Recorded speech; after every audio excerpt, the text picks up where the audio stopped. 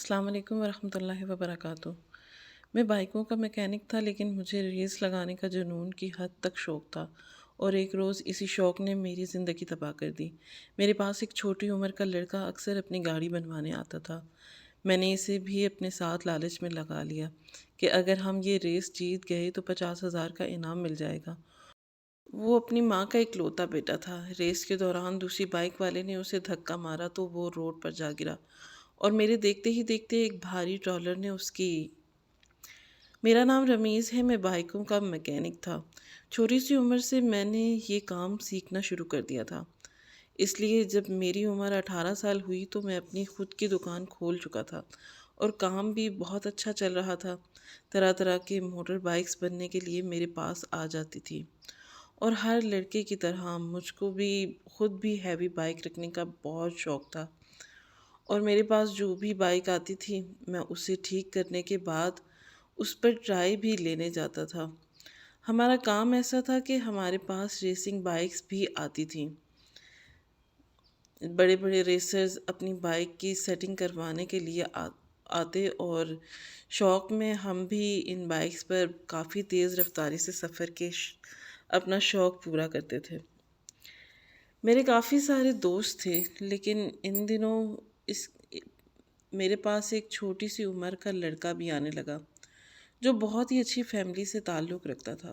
بڑا ہی معصوم تھا، اس کو بائک چلانے کا بڑا شوق تھا۔ گھر میں سب سے چھوٹا تھا، تو اس کے ابو نے اس کی فرمائش پر اس کو ہیوی بائک لے کر بھی دی تھی، اور ہم سب کی موج آ گئی تھی۔ ہم 4 دوستوں کا ایک گروپ بنا ہوا تھا۔ یوں ہی کرتے کرتے چھٹی کے دنوں میں ہم لوگوں کے بیچ میں ریسنگ کا پروگرام بن گیا۔ پہلی بار ہم 2 دوست ایک بائک پر بیٹھ کر سنسان سڑک پر ریس لگانے لگے۔ ہم کو یہ تجربہ بہت اچھا لگا، اور اب ہم بس ادھر ادھر ریسز کے لیے رات رابطے بھی کرنے لگ گئے۔ جہاں کہیں بائک کی ریس ہوتی ہم لوگ پہنچ جاتے۔ شروع میں ہم ویران سڑک پر ریس لگاتے تھے، اور شرطیں جیت کر ان پیسوں سے خوب پارٹی کرتے تھے۔ دیکھتے ہی دیکھتے ہمیں لگنے لگا کہ ہم بھی اس کام میں ماہر ہو گئے ہیں، اور اب ہمیں بھی فری سٹائل کی ریس لگا کر بھاری انعام کی رقم جیتنے کی کوشش کرنی چاہیے۔ یہ ریس عام طور پر رات کے وقت ہی لگائی جاتی تھی، کسی بھی بڑی سڑک پر۔ اس میں جو سب سے خطرناک بات تھی وہ یہ تھی کہ ریس کے دوران دوسری بائک سوار کو بہت بری طرح سے لات مار کر اور بائک سے ہٹ کر کے گرانے کی کوشش کی جاتی تھی۔ شروع میں شوق کی وجہ سے ہمیں یہ احساس نہیں ہوا کہ یہ چیز غلط ہے، اور پھر ہم اس ایڈونچر کے عادی ہو چکے تھے۔ چھوٹی موٹی چوٹ لگ جاتی تو جو ہمارے کوئی معنی نہیں رکھتی تھی۔ ہم چاروں دوست جب بھی یہ دیکھتے تھے فرسٹ پرائز کسی ریسر نے جیتا ہے تو ایک دوسرے سے کہتے تھے کہ ہمیں بھی ایک دن یہ پرائز جیتنا ہے۔ ہمارے گروپ میں 2 لڑکے مجھ سے بڑے تھے، اور ایک لڑکا مجھ سے چھوٹا، وہ بھی صرف 16 سال کا ہی تھا۔ ہم چاروں ہی کھاتے پیتے گھرانے سے تعلق رکھتے تھے، لیکن وہ لڑکا جنید تو بہت ہی اچھی فیملی سے تعلق رکھتا تھا۔ اس کے ماں باپ کو یہ معلوم نہیں تھا کہ وہ ہمارے ساتھ ریس میں حصہ لیتا ہے۔ وہ اپنے گھر میں اکلوتا بیٹا تھا۔ اس سے بڑی 2 بہنیں تھیں۔ بہت ہی پیارا اور ذہین لڑکا تھا۔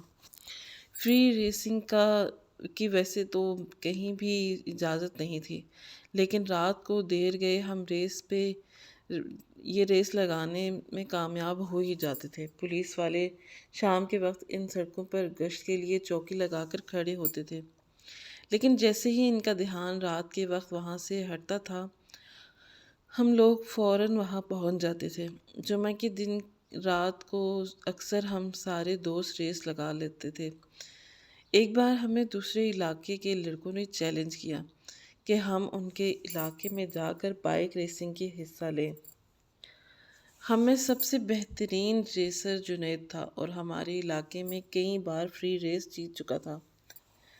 جب ہم لوگ ڈیفنس کے علاقے میں پہنچے تو ان لوگوں نے ہمیں بتایا کہ اس بار ریس کا اصول یہ ہے کہ ہر ایک ٹیم میں شامل ہو کر نہیں کھیلنا، بلکہ ہمارے گروپ کا بھی آپس میں مقابلہ ہونا ہے۔ یہ ہمارے لیے نئی بات تھی۔ بہرحال 50,000 فرسٹ پرائز تھا اور 25,000 سیکنڈ پرائز۔ اس ریس میں 15 لوگ شامل تھے۔ جنید کو بھی ہم گھر کے باہر سے ہی اٹھا کر لائے تھے اور وہ اپنی امی کو یہ کہہ کر ہمارے ساتھ چلایا تھا کہ ہم لوگ CVO پر جا رہے ہیں۔ اس کی امی اسے رات کو دیر تک باہر رہنے سے منع کرتی تھی، لیکن ہم دوستوں نے کہا کہ آنٹی، ہم سبھی دوست جمع ہو کر جا رہے ہیں اور صبح سے پہلے واپس آ جائیں گے۔ ہم نہیں جانتے تھے کہ یہ ریس کس قدر بھیانک ہونے والی ہے اور اس کا انجام کیا ہونے والا ہے۔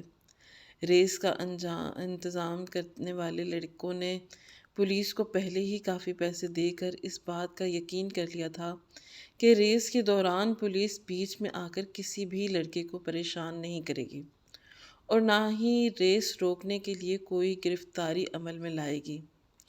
رات کے 1:30 بجے ریس شروع ہوئی۔ اس وقت اس ہائی وے پر ڈمپرز اور ٹرالرز کا بھی وقت تھا۔ یہی اس ریس کی خاص بات تھی کہ ٹریفک کے بیچ میں سے ہی ہم فری ریس کے اصولوں کے مطابق ایک دوسرے کو آگے بڑھنے سے روکنا بھی تھا۔ ریس شروع ہوئی تو ہم لوگ بڑھ چڑھ کر ایک دوسرے سے آگے نکلنے کی کوشش کر رہے تھے۔ پہلا اور دوسرا راؤنڈ خیریت سے ہو گیا تھا۔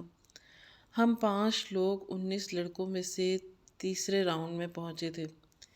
ایک دوسرے کو گرانے اور روکنے کی کوشش میں باقی لوگوں کی بائکس اس ریس سے باہر نکل چکی تھیں۔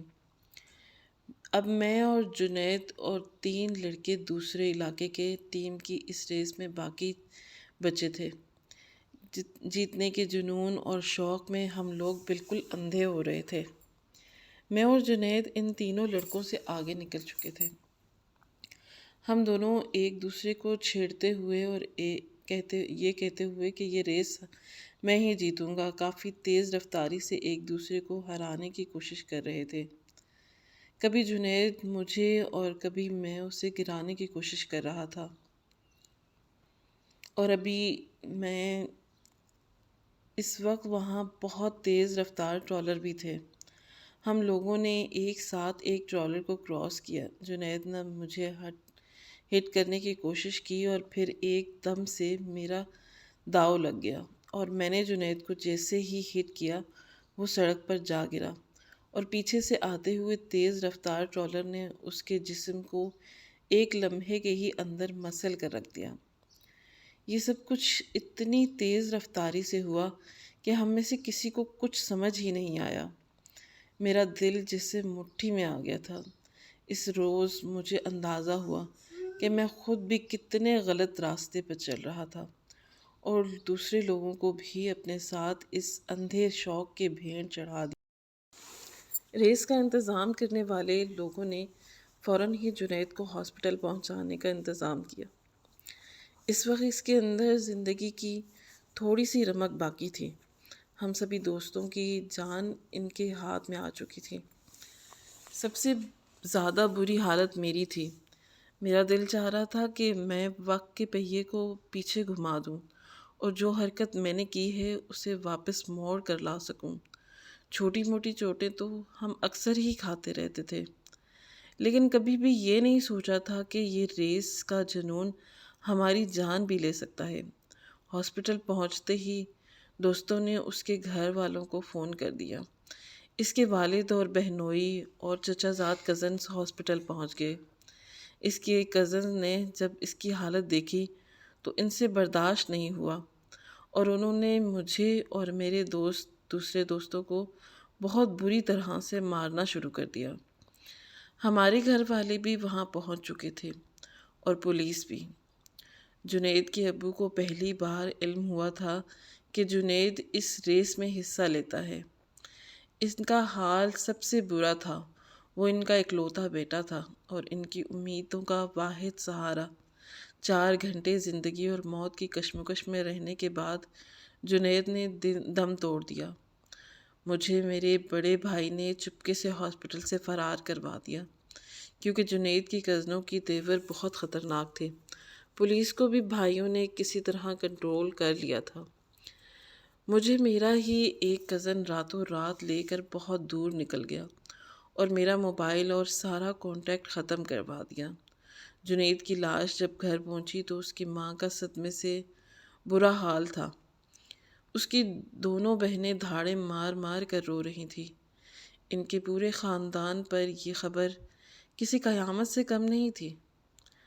ابھی اس کی عمر ہی کیا تھی، ابھی اس نے دیکھا ہی کیا تھا کہ یوں اچانک وہ اس دنیا سے رخصت ہو گیا۔ اس کی تدفین میں سبھی لوگ اشکبار تھے اور اس کی ماں بار بار بے ہوش ہو کر گر رہی تھی۔ یہ ساری خبریں مجھے میرے محفوظ ٹھکانے تک مل رہی تھیں اور میں دن رات احساس جرم کی آگ میں مبتلا تھا۔ میری نظروں کے سامنے بار بار جنید کا زخمی وجود آ جاتا تھا۔ مجھے راتوں کو سوتے ہوئے اس کی آخری چیخ سنائی دیتی اور اس سے بے رحم ٹرالر کی وہ خطرناک ٹکر یاد آتی۔ میرے گھر والے مسلسل جنید کے گھر والوں سے راضی نامہ کرنے کی کوشش کر رہے تھے، لیکن وہ بضد تھے کہ اگر پولیس نے میرے خلاف کارروائی نہیں کی تو وہ خود مجھے جان سے مار ڈالیں گے۔ اس کے کزن اور بہنوئی دونوں ہی لسانی تنظیم سے تعلق رکھتے تھے۔ میرے گھر والوں کو اس علاقے میں رہنا محال ہو گیا تھا۔ وہ لوگ دن رات میرے گھر کے چکر کاٹ رہے تھے اور جگہ جگہ لوگ پہرے پر کھڑے کر رہے تھے کہ جیسے ہی میں انہیں نظر آ جاؤں وہ فوراً مجھے میرے انجام تک پہنچا دیں۔ مجھے وقت گزارنے کے ساتھ ساتھ اپنی غلطی کی سنگینی کا احساس ہوتا جا رہا تھا۔ میں نے اپنے ساتھ ساتھ اپنے خاندان کی عزت اور زندگی کو بھی داؤ پر لگا دیا تھا۔ میرے بھائی اور والد مسلسل ان لوگوں کو راضی کرنے کی کوشش کر رہے تھے، لیکن سوچنے کی بات ہے کہ ان کا نقصان کسی بھی صورت پورا ہونے والا نہیں تھا۔ اس بات کا پورا ایک ماہ گزر چکا تھا، نہ تو میری گھر والوں سے بات ہو سکی تھی اور نہ ہی اب تک میں باہر نکل پایا تھا۔ پہلے میں کچھ عرصہ کراچی ہی رہا تھا اور اب میں حیدرآباد میں ایک جگہ پر موجود تھا جہاں پر میں کسی کو جانتا تک نہیں تھا۔ میرا اچھا خاصا چلتا ہوا کاروبار بھی تباہ ہو گیا تھا اور دن رات میرے گھر والے ذہنی اذیت کا شکار بھی تھے۔ اکیلے بیٹھ بیٹھ کر میں اپنی غلطی پر پچھتاتا رہتا تھا اور مسلسل جاگنے کی وجہ سے ڈپریشن کا مریض بنتا جا رہا تھا۔ پھر ایک روز میرا کزن چھپتا چھپاتا مجھ سے ملنے آ گیا۔ اس نے مجھے بتایا کہ میری دونوں چھوٹی بہنوں کو بھی میری امی نے ماموں کے گھر بھیج دیا ہے۔ وہ خود بھی کئی بار جا کر جنید کے گھر والوں سے معافی مانگ چکی ہیں، لیکن سب سے زیادہ غصے میں جنید کا بہنوئی اور اس کی کزن ہیں۔ وہ کہتے ہیں کہ تم نے جان بوجھ کر جنید کو مارا ہے، ورنہ وہ اتنا چھوٹا سا لڑکا اس ریس میں شامل ہی نہ ہوتا، کیونکہ تم خود اس کے گھر سے اسے لے کر گئے تھے۔ نہ ہی کبھی تم نے جنید کے گھر والوں کو یہ بتایا کہ جنید ریس کر رہا ہے۔ واقعی یہ ہماری غلطی تھی۔ ہم تینوں دوستوں کے گھر والوں کو تو معلوم تھا کہ ہم ریس کرتے ہیں، لیکن جنید کو میں نے ہی منع کیا تھا کہ وہ اپنے گھر والوں میں یہ بات نہ بتائے، ورنہ اس کے گھر والے اسے کبھی ریسنگ میں حصہ نہیں لینے دیں گے۔ میرا کزن مجھ سے مل کر واپس چلا گیا۔ میری ماں نے میرے لیے دیسی گھی کے لڈو بنا کر بھیجے تھے۔ میں انہیں دیکھتا رہتا اور روتا رہتا۔ تنہائی کی وجہ سے میں نے نماز کی پابندی شروع کر دی تھی اور اپنے اللہ سے بھی بار بار معافی مانگ رہا تھا۔ ویسے تو بائیک ریسنگ کے اصول میں یہ قتل نہیں تھا بلکہ ایک حادثہ تھا، لیکن میرا دل اور ضمیر مجھے بار بار اس بات پر ملامت کر رہے تھے کہ میں نے اگر اسے ہٹ نہ کیا ہوتا تو وہ کبھی ٹرالر کے ٹائروں کے نیچے نہ کچلا جاتا۔ 3 ماہ بعد میرے ابو نے مجھے فون کیا اور کہا کہ انہوں نے تنظیمی لوگوں سے بات کی ہے۔ وہ کہہ رہے ہیں کہ ایک بار میں اپنی گرفتاری دے دوں، تھانے میں پیش ہو جاؤں، کچھ دن جیل میں رہ کر اور وہ دباؤ ڈال کر اور مجھے سمجھا بجھا کر جنید کے گھر والوں سے میری صلح کروا دیں گے۔ مجھے بھی یہی مناسب لگ رہا تھا۔ اگلے روز میں نے جا کر تھانے میں گرفتاری دے دی۔ میرے ابو نے بہت اچھا وکیل کیا۔ تھانے دار کو بھی بھاری رقم دے کر میرا خیال رکھنے کی بات ہو چکی تھی۔ مجھ پر کیس درج تھا، مگر 2 پیشیوں میں ہی یہ بات ثابت ہو گئی کہ میں نے جان بوجھ کر کچھ نہیں کیا۔ جو ہوا وہ حادثہ تھا۔ بائیک ریس لگانا بذات خود ایک جرم تھا، اور جو کچھ بھی ہوا وہ صرف حادثاتی عمل تھا۔ کورٹ میں جنید کی ماں بھی آئی تھی۔ جب مجھے لے کر جایا جا رہا تھا تو میں جا کر ان کے قدموں میں بیٹھ گیا اور ان کے پاؤں پر سر رکھ کر ان سے معافی مانگنے لگا۔ میں نے قسم کھا کر کہا کہ انہیں بتایا کہ میں نے یہ سب جان بوجھ کر نہیں کیا، اور نہ ہی مجھے اس بات کا اندازہ تھا، ورنہ میں اپنے دوست کی جان کیوں لیتا۔ وہ کافی روتی رہیں اور پھر انہوں نے مجھے معاف کر دیا۔ 3-4 مہینے کی سزا کے بعد میں جیل سے رہا ہوا تھا، لیکن میرے ماں باپ کے ذہن میں اب یہ بات خیال تھا کہ کچھ بھی ہو سکتا ہے۔ جنید کے بھائی اور کزن مجھے کبھی بھی اپنے انتظام کا نشانہ بنا سکتے ہیں، اس لیے انہوں نے مجھے راتوں رات دبئی بھیج دیا۔ دبئی جانے سے پہلے میں جنید کی قبر پر بھی گیا تھا اور اس سے بھی معافی مانگی تھی، مگر کہتے ہیں نا کہ وقت نکل جاتا ہے اور انسان لکیر پیٹتا رہ جاتا ہے۔ میری کافی معافی مانگنے سے یا شرمندہ ہونے سے وہ واپس نہیں آ سکتا تھا۔ میری دکان تباہ ہو چکی تھی اور ساتھ ہی نام بھی خراب ہو گیا تھا۔ میرے والدین نے بھی وہ گھر بیچ کر کسی اور علاقے میں رہائش اختیار کر لی تھی۔ مجھے سارا کام تو آتا تھا ہی، اس لیے میں دبئی میں جلد ہی سیٹل ہو گیا۔ میں کم عمر تھا اور ہنر مند بھی، اس لیے جلد ہی اپنے محنت سے میں نے اپنا نام بنا لیا۔ میں جان بوجھ کر پاکستان نہیں جاتا تھا تاکہ مجھے اس حادثے کی یاد ستانا بھول جائے۔ میرے سبھی دوستوں نے ریس کے شوق سے توبہ کر لی تھی۔ ایک قیمتی جان کا نقصان کر کے ہمیں عقل آ گئی تھی۔ میں 3 سال بعد پاکستان لوٹا تو اماں نے اپنے رشتہ داروں میں میری شادی کروا دی، اور میں کچھ عرصہ پاکستان میں گزار کر واپس دبئی چلا گیا۔ تھوڑے ہی عرصے بعد مجھے اطلاع ملی کہ میرے گھر میں خوشی آنے والی ہے۔ میں بھی خوش تھا، میری بیوی بھی اور گھر والے بھی، لیکن قدرت کو یہ خوشی منظور نہیں تھی، اس لیے عین وقت پر پیچیدگیاں پیدا ہوئیں اور ماں اور بچہ دونوں ہی دنیا سے چلے گئے۔ میرے دل پر جیسے گھونسا لگا تھا۔ اولاد کے کھونے کا غم مجھے سمجھ آ گیا تھا۔ میں پردیس میں بیٹھ کر زاروں قطار رویا اور پھر سے خدا سے معافی مانگی۔ کہنے والوں نے معاف کیا اور یہ سب مکافات عمل ہے، اور میرا دل بھی یہ بات مانتا تھا۔ میں مسلسل محنت کر رہا تھا اور میرے گھر کے حالات ہی تبدیل ہو چکے تھے۔ ایک ایک کر کے میں نے سبھی کو باہر بلا لیا اور پھر یہاں پر ہی ایک پاکستانی لڑکی سے شادی کر لی۔ میری زندگی اس حادثے نے بدل کر رکھ دی تھی۔ میری زندگی کا مقصد اب غریبوں کا فائدہ پہنچانا تھا، اور میں بس نیکی کرنے کے بہانے ڈھونڈتا رہتا تھا۔ پاکستان میں جس کو بھی میری مدد کی ضرورت ہوتی، میں فوراً اس کے لیے رقم بھیجتا۔ میرے خواب میں اکثر اب بھی وہی منظر میرے سامنے کھڑا ہو جاتا ہے۔ ایک بار میں اپنی ماں اور بیوی کے ساتھ عمرے پر گیا۔ مجھے وہاں پر جنید کی ماں اور والد مل گئے۔ برسوں بعد مجھے اپنے سامنے دیکھ کر وہ لوگ ایک بار پھر سے غمزدہ ہو گئے۔ میں نے دل میں ان کی خدمت کی اور ان سے معافی مانگی، اور پھر انہیں اپنے ساتھ گھر لے کر آ گیا۔ وہ لوگ بہت اچھے تھے، انہوں نے مجھے دل سے معاف کر دیا۔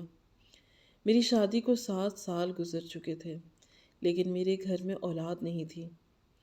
ان کے ساتھ بھی یہ معاملات تھے کہ ان دونوں کے دامادوں نے ان کا سب کچھ اپنے ہاتھوں میں سنبھال لیا تھا، اور اب وہ لوگ اپنی ضرورتوں کے لیے بھی ان دونوں کے محتاج تھے۔ یہ عمرہ بھی آنٹی نے اپنا زیور بیچ کر کیا تھا تاکہ وہ اللہ کا گھر دیکھ سکے۔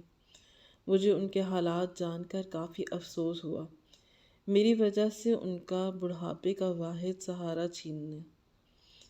میں نے ان کے سامنے ہاتھ جوڑ کر درخواست کی کہ میں ان کی کفالت کرنا چاہتا ہوں، وہ مجھے اپنا بیٹا ہی سمجھیں۔ بڑی مشکل سے مگر وہ لوگ راضی ہو گئے۔ شادی کے 10 سال بعد اللہ نے مجھے دوبارہ اولاد کی نعمت سے نوازا۔ میری ماں نے اس بار بہو کو بہت اچھے سے دھیان رکھا۔ شاید جنید کی ماں نے مجھے دل سے معاف کر دیا تھا، کیونکہ اس بار میرے آنگن میں خوشی آ گئی تھی۔ وقت تیزی سے گزر رہا تھا، دیکھتے ہی دیکھتے میرا بیٹا 15 سال کا ہو گیا۔ بہت فرما بردار اور قابل لڑکا تھا۔ میں نے اسے حافظ بنانے کا فیصلہ کیا اور 2 ہی سال میں اس نے حفظ مکمل کر لیا۔ ایک روز اسکول میں اس کا کسی سے جھگڑا ہوا اور کسی نے دوسری منزل سے اسے دھکا دے دیا۔ وہ بری طرح سے نیچے جا گرا، اس کا سر کھل گیا۔ وقت پر ہاسپٹل پہنچانے کے باوجود اس کی حالت کچھ ٹھیک نہیں تھی۔ میری بیوی اور ماں باپ کا رو رو کر برا حال تھا۔ میں ایک بار پھر سے برسوں پہلے کی گئی غلطی کو یاد کر رہا تھا، اور شیشے کی دوسری طرف میرا بیٹا پٹیوں میں جکڑا ہوا موت اور زندگی سے جنگ لڑ رہا تھا۔ کئی گھنٹوں بعد اسے ہوش تو آ گیا، لیکن ڈاکٹر کا کہنا تھا کہ اس کے حرام مغز کو شدید نقصان پہنچا ہے۔ ہو سکتا ہے کہ وہ اپنی باقی عمر ویل چیئر پر گزارے۔ یہ سننا تھا کہ میں دھاڑے مار مار کر رونے لگا۔ اس بیٹے کے بعد پھر سے میری کوئی اولاد نہیں تھی۔ میں نے اپنے بیٹے کا اچھے سے علاج کروایا، لیکن کوئی فائدہ نہیں ہوا۔ شاید یہی میرا امتحان تھا۔ میں اللہ کی رضا میں راضی ہو گیا۔ میرا بیٹا ویل چیئر پر آ گیا۔ میری ورکشاپ کا کام بہت زیادہ بڑھ گیا تھا۔ میں کئی بار پاکستان گیا اور اپنے ساتھ ہر بار 8-10 لڑکے لاتا رہا۔ میرے پاس اب 30 لڑکے کام کر رہے تھے۔ میں ہر ملازم نہایت غریب گھر سے لایا تھا تاکہ ایک اچھا روزگار حاصل کر کے ان کی اور ان کے خاندان کی زندگی بدل جائے۔ میں چاہتا تھا کہ بس کسی نہ کسی کی دعا میرے بیٹے کے حق میں قبول ہو جائے، اور جو ساری زندگی کے لیے اپاہج بن کر ویل چیئر پر بیٹھا تھا، ایک بار اپنے قدموں پر کھڑا ہو جائے۔ والدین بالکل ضعیف ہو چکے تھے۔ میرے بھائی اور بہن بھی دبئی میں ہی سیٹل تھے۔ میرے بیٹے کی حالت دیکھ کر میرے بھائی کی خواہش تھی کہ میں اس کے بیٹے کو گود لے کر، تاکہ میری بنائی گئی جائیداد کسی غیر کے کام نہ آئے۔ یہی سوچ کر میری دونوں بہنوں اور بہنوئیوں کی بھی تھی۔ ویسے تو میں انہیں کافی سپورٹ کرتا تھا، کیونکہ میری تو بیوی بھی کافی صابر اور شاکر عورت تھی، لیکن پھر بھی جب میں کسی کے منہ سے یہ سنتا کہ چاہے رمیز کتنی بھی محنت کر لے، بالآخر یہ سارا مال دولت کام تو ہمارے ہی آنا ہے، لوگوں کی اس طرح کی باتیں سن کر مجھے بڑی تکلیف پہنچی تھی۔ اور پھر میں نے فیصلہ کیا کہ میں کسی غریب فیملی کا بچہ گود لے کر پالوں گا، اور میں نے ایسا ہی کیا۔ ہمارے ایک نہایت غریب رشتہ دار جن کے بہت سارے بچے تھے، اور اکثر وہ مدد کے لیے مجھے فون کرتے رہتے تھے۔ جیسے ہی ان کے گھر میں اس بار خوشی ہوئی، میں نے انہیں کہہ دیا تھا کہ چاہے بیٹا ہو یا بیٹی، اس بار ان کی اولاد کو میں گود لینا چاہتا ہوں۔ وہ خوشی خوشی اس عمل پر راضی ہو گئے، اور یوں سال کی عمر میں ہی میں اور میری بیوی ایک بار پھر سے ماں باپ بن چکے۔ ہم دونوں پاکستان گئے اور ضروری کاغذی کارروائی پوری کروا کر اس بچے کو اپنے نام لکھوا کر لے آئے۔ میں نے اپنے بیٹے کا نام جنید رکھا تھا۔ جنید کی ہماری زندگی میں آنے سے پہلے جیسے ہماری زندگی میں ایک سکون سا آ گیا تھا۔ میں اور میری بیوی دوبارہ سے جینے لگے تھے۔ میری بہن بھائیوں کو بھی یہ دیکھ کر کافی مایوسی ہوئی تھی، تو وہ لوگ بھی مجھ سے کافی فاصلے اختیار کر گئے تھے، لیکن مجھے اس بات سے کوئی فرق نہیں پڑتا تھا، کیونکہ میں نے ہمیشہ اپنی حیثیت سے بڑھ کر ان کو سنبھالا تھا۔ میری بیوی کا بھی زندگی کی خوشیوں پر اتنا ہی حق تھا جتنا میرے بہن بھائیوں کا۔ اگر میں اپنے بہن بھائیوں کی سوچتا تو کبھی بھی میری بیوی کو دوبارہ سے کا سکھ نہ ملتا۔ میرا بڑا بیٹا حارث بھی اب کافی بہتر تھا، اس کا بھی مسلسل علاج چل رہا تھا۔ میں نے اس کے نام پر ایک ٹرسٹ بنا دی تھی تاکہ اگر اچانک مجھے کچھ ہو جائے تو جب تک میرا بیٹا زندہ ہے اس کا کوئی خیال رکھنے والا ہو۔ ننھے جنید کی معصوم شرارتوں سے ہمارا گھر ہر وقت گونجتا رہتا۔ میں اسے جنید کے والدین سے ملوانے کے لیے بھی لے گیا اور وہ لوگ بھی اس سے مل کر بہت خوش ہوئے۔ میری زندگی سے رفتہ رفتہ مشکلات ختم ہوتی جا رہی تھیں اور میں اس بات پر اپنے اللہ کا بہت شکر گزار تھا۔ پاکستان میں بھی میرا چیریٹی کا کام اکثر جاری رہتا تھا۔ یتیم بچیوں کی شادی کروانا اور بے سہارا اور لاوارث لوگوں کا علاج معالجہ کرنا۔ لوگوں کے دلوں میں میرے لیے بڑی عزت تھی اور میں اس بات پر خدا کا شکر ادا کرتا تھا کہ کوئی بھی مجھے میری ماضی کے غلطی کے حوالے سے یاد نہیں رکھتا۔ مجھے جب بھی وقت ملتا تھا میں عمرہ ادا کرنے کے لیے چلا جاتا تھا۔ ایک بار میرے ساتھ بڑا عجیب اتفاق ہوا جس سے میری روح لرز گئی۔ میں مسجد نبوی میں بیٹھ کر دعا مانگ رہا تھا کہ اچانک میری کمر پر کسی نے ہاتھ رکھا۔ مجھے لگا کہ شاید کوئی جاننے والا ہے، مگر جیسے ہی میں نے پلٹ کر اس شخص کی طرف دیکھا تو میرا سانس جیسے رک سا گیا، کیونکہ وہ کوئی اور نہیں بلکہ جنید تھا۔ میں اپنی عمر کے 50 سال پورے کر چکا تھا اور وہ ابھی تک کم عمر ہی تھا۔ اس کے چہرے سے عجیب سی روشنی پھوٹ رہی تھی۔ میرے منہ سے ٹوٹے پھوٹے الفاظ نکل رہے تھے۔ جنید، تم یہاں؟ وہ مسکرا کر کہنے لگا کہ ہاں میں ہی ہوں۔ میں نے بے اختیار اس کے سامنے ہاتھ جوڑ دیے تھے۔ اس نے مجھے اپنے گلے سے لگا لیا۔ میں اس سے زاروں قطار روتے ہوئے معافی مانگ رہا تھا اور وہ مجھے کہنے لگا کہ تمہاری ندامت قبول ہو گئی ہے، اس لیے خدا نے تمہیں خدمت کے راستے کے لیے چن لیا ہے۔ میرا دل جیسے لرز رہا تھا۔ تھوڑی دیر میں جنید میرے پاس سے غائب ہو گیا۔ میرے دل پر رکھا ہوا برسوں کا بوجھ ایک دم سے اتر گیا۔ میں وہاں سے واپس دبئی پہنچا تو اچانک ایک ڈاکٹر کو پتہ چلا جس کا پہلے بہت نام تھا۔ میں اپنے بڑے بیٹے حارث کو لے کر فوراً اس ڈاکٹر کے پاس چلا گیا۔ اس ڈاکٹر نے مجھے کافی زیادہ امید دلائی کہ 2 آپریشنز کے ذریعے میرے بیٹے حارث کی حالت میں کافی تبدیلی لا سکتا ہے۔ میں نے خوشخبری اپنی بیوی کو سنائی اور اگلے ہی ہفتے حارث کا کامیاب آپریشن ہو گیا تھا۔ میں اور میری بیوی بے تحاشا خوش تھے۔ میرے بوڑھے والدین کے چہرے پر بھی انوکھی خوشی تھی۔ 2 مہینے کے بعد دوبارہ سے آپریشن ہوا تو خدا کا لاکھ لاکھ شکر تھا کہ جو بچہ پہلے 5 سال سے بیڈ پر تھا، وہ ویل چیئر کے بنا اور اپنی مرضی کے وہ ہل بھی نہیں سکتا تھا، اب وہ سہارے لے کر چل سکتا تھا۔ میں خدا کا جتنا شکر ادا کرتا وہ کم تھا۔ اللہ نے میرا رونا قبول کر لیا تھا۔ میرے ماں باپ کی دعائیں اور ان غریب لوگوں کی دعائیں جن کا میں مشکل وقت میں وسیلہ بنا، مجھ سے ایک گناہ انجانے میں سرزد ہو گیا تھا، لیکن اس کی تلافی کرنے کے لیے میں نے جانے کیا کیا کیا، اور اللہ کا شکر تھا کہ میں اس میں کامیاب ہو چکا تھا۔ جنید ہم سب کی آنکھوں کا تارا تھا۔ دونوں بھائیوں میں مثالی محبت تھی۔ مجھے اس بات کا یقین تھا کہ اگر مجھے کچھ بھی ہو گیا تو حارث جنید کے ساتھ کچھ غلط نہیں کرے گا۔ میں خدا کا جتنا شکر ادا کرتا اتنا کم تھا۔ اس نے مجھے اتنا نوازا تھا جتنی میری سوچ بھی نہیں تھی۔ میں نے اپنے بیٹے کو خاص ہدایت کی تھی کہ چاہے میں رہوں یا نہ رہوں، لیکن یہ جو چیریٹی کے کام ہیں یہ کبھی نہیں رکنے چاہیے۔